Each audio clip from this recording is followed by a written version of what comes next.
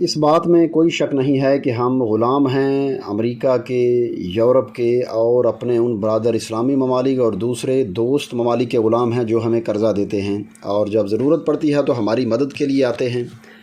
ہم IMF کے بھی غلام ہیں، ورلڈ بینک کے بھی غلام ہیں، اور عمران خان کہتے ہیں کہ وہ اس وقت پاکستان کو اس غلامی سے نجات دلانے کے لیے جہاد کر رہے ہیں۔ ان کی بات ہم فرض کریں مان لیتے ہیں تو ان کے اس جہاد کا فوری مقصد ہے جلدی الیکشن کروانا، تاکہ الیکشن جیت کر وہ پاکستان کو حقیقی آزادی دلوا سکیں۔ اللہ کرے ایسا ہی ہو، لیکن ایک بات سمجھ نہیں آتی کہ جس آزادی کی وہ بات کر رہے ہیں وہ الیکشن جیت کر کس طرح حاصل کی جائے گی۔ الیکشن تو انہوں نے کوئی 3.5 سال پہلے 2018 میں بھی جیتا تھا، اور 3.5 سے پونے 4 سال تک حکومت کی، لیکن غلامی تو ہماری ویسی کی ویسی رہی۔ اس غلامی کا تعلق ہماری خراب معیشت کے ساتھ ہے۔ 2018 کا الیکشن جیتنے سے پہلے ہاں صاحب کہتے تھے کہ کبھی IMF کے پاس نہیں جاؤں گا۔ وہ یہ بھی کہتے تھے کہ ان سے پہلے کی حکومتوں نے بہت زیادہ قرض لیے ہیں۔ وہ پاکستان کی معیشت کو مضبوط کرنے کا وعدہ کرتے تھے، لیکن جب ان کی حکومت آئی تو وہ بھی IMF کے پاس گئے، بلکہ اپنے پہلے وزیر خزانہ اسد عمر کو اس لیے فارغ کیا کہ IMF کے پاس جانے میں دیر کیوں کر دی۔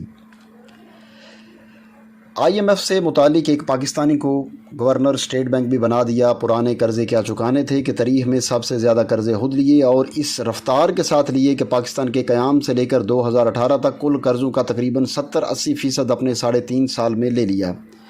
اپنے پورے دور میں کبھی سعودی عرب دوڑ لگائی، کبھی عرب امارات گئے تو کبھی چائنا گئے۔ مقصد کیا تھا؟ پاکستان کے لیے پیسے مانگنا، تاکہ پاکستان کی معیشت کو تباہ ہونے سے بچایا جا سکے۔ وہ امریکہ کے دورے پر بھی گئے، ٹرمپ سے ملاقات ہوئی۔ جب ٹرمپ کے بعد نئی انتظامیہ آئی تو نئے امریکی صدر جو بائیڈن کے فون اور ان سے ملاقات کی خواہش کرتے رہے۔ ہاں صاحب نے ایک سے زیادہ بار اپنی وزارت عظمیٰ کے دوران یہ تسلیم کیا کہ انہیں دوسرے ممالک سے بھیک مانگتے ہوئے بڑی شرم آتی ہے، لیکن کیا کریں، پاکستان کی خاطر ایسا کرنا پڑتا ہے۔ وہ یہ بھی تسلیم کرتے ہیں کہ IMF اپنے پروگرام کے ذریعے پاکستان پر اپنی مرضی کی پالیسیز مسلط کرتا ہے۔ عمران خان سے پہلے بھی ہمارے حکمران یہی کرتے رہے، دوست ممالک سے مدد مانگتے رہے، IMF کے پاس بار بار جاتے رہے۔ ہر ایک نے احتیاط کی کہ کچھ ایسا نہ ہو کہ امریکہ ناراض ہو۔ یورپ کو بھی خوش رکھنا ضروری تھا تاکہ پاکستان کو وہاں سے تجارتی تعلقات بنے رہیں۔ ہاں صاحب کی رخصتی کے بعد شہباز شریف آئے، وہ بھی سعودی عرب گئے، عرب امارات گئے، چائنا سے بھی بات چیت کر رہے ہیں تاکہ موجودہ مشکل معاشی صورتحال سے نکلنے کے لیے کوئی پیسے مل جائیں۔ شہباز شریف بھی بے چینی سے IMF سے مذاکرات کر رہے ہیں تاکہ عمران خان کی حکومت کے آخری دنوں میں معطل کیا گیا IMF پروگرام بحال ہو سکے، اور اس سلسلے میں پیٹرول اور ڈیزل بھی مہنگا کیا، بجلی اور گیس بھی مہنگی ہونے جا رہی ہے۔ خطرہ یہ ہے کہ اگر IMF کا پروگرام نہ ملا تو پاکستان ڈیفالٹ کر جائے گا، اور یہ کوئی زیادہ دور کی بات نہیں بلکہ 1 سے 2 ماہ تک یہ صورتحال خدا نخواستہ پیدا ہو سکتی ہے۔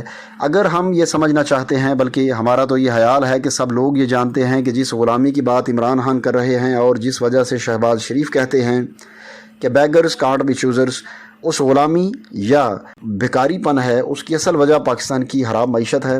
اگر ہم معاشی طور پر مضبوط نہیں ہوں گے تو ہم آزاد بھی نہیں ہو سکتے، نہ ہماری خارجہ پالیسی آزاد ہوگی، نہ ہماری سیکیورٹی پالیسی آزاد ہوگی، یہاں تک کہ ہم اپنی اندرونی پالیسیز بھی بیرونی طاقتوں کے دباؤ میں آ کر بناتے رہیں گے۔ ان کے دباؤ میں ہم اپنے اندرونی چھوٹے موٹے فیصلے بھی کریں گے۔ لہٰذا حقیقی آزادی کا حصول صرف اور صرف مضبوط معیشت سے ممکن ہے، ورنہ حکومت جو بھی ہو ہماری غلامی ختم ہونے والی نہیں ہے۔ ہاں صاحب الیکشن جیت کر IMF کو خیر بات کہہ سکتے ہیں۔ کیا انہیں پاکستان کو چلانے کے لیے دوست ممالک اور بین الاقوامی اداروں سے اب پیسہ نہیں مانگنا پڑے گا؟